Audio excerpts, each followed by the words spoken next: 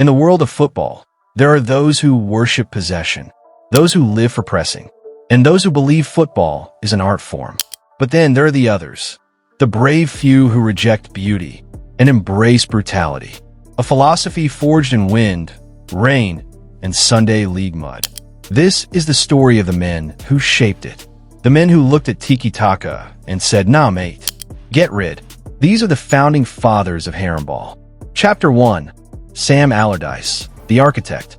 We begin with the godfather himself, Sam Allardyce, a visionary who stared down the rise of possession football and chose violence. While Pep Guardiola was drawing triangles on a tactics board, Big Sam was drawing one arrow straight up the pitch. To Allardyce, simplicity was brilliance. Why risk losing the ball in midfield when you could bypass entirely? He didn't want 50 passes before a goal. He wanted one clearance, one flick on, and one finish. Under Big Sam, defenders became launch technicians. Fullbacks became artillery. And center forwards were simply human trebuchets. He wasn't anti-football. He was post-football. A man ahead of his time, armed with spreadsheets, long throws, and a dream. To survive the Premier League, by any means necessary. They called him old-fashioned. But deep down, everyone knew. Big Sam Ball always got results. Chapter 2. Tony Pulis, the enforcer. If Sam Allardyce built the foundation, Tony Pulis built the fortress. He turned the Britannia Stadium into football's version of a medieval castle. Cold, unwelcoming, and designed for suffering. Pulis didn't believe in flair. He believed in height, headers, and havoc. Under him, every set piece was a declaration of war.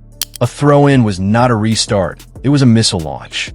Opponents feared Stoke away, not because of the scoreline, but because of the trauma. The rain, the elbows, the wind that somehow always blew against you. Tony Pulis created a culture, a world where football wasn't played on grass, but in the trenches. He was the enforcer of Haramball, a man whose teams didn't just defend, they survived. While others chased possession, Pulis chased second balls. And for a decade, it worked. He made efficiency beautiful and chaos an art form. Chapter 3. Diego Simeone, the discipline. From the mud of Stoke to the fire of Madrid, Diego Simeone took Haramball and made it continental. He called it Calismo, but deep down it was the same gospel. Defend with your life and win when the other side stops breathing. At Atletico Madrid, Simeone built an empire on suffering. His players didn't play football, they endured it. Every tackle was personal. Every clearance was a victory. He made intensity a religion. Black suits replaced tracksuits. Tactical fouls became art. And emotion replaced flair. Simeone took what Allardyce and Pulis started and refined it. Discipline, organization, and a level of commitment that bordered on spiritual. He showed the world that you could reach Champions League finals not with possession, but with pain. And for that, he became the philosopher king of modern Haramball. Chapter 4. Mikel Arteta, the modern reformer. And then came Mikel Arteta, the man who wrapped Haramball in elegance. To the untrained eye, his football looks like Pep Guardiola's child. But look closer and you'll see it, the steel beneath the silk. Arteta took the structure, discipline, and control of Haramball and disguised it as modern football. He preaches composure and positional play, but the spirit is the same. Total control, total buy-in, zero freedom. Every pass has intent. Every foul has purpose. Every eyebrow raise means, we're not losing this ball again. He is Haramball 2.0, the Apple product version of Allardyce's brick phone.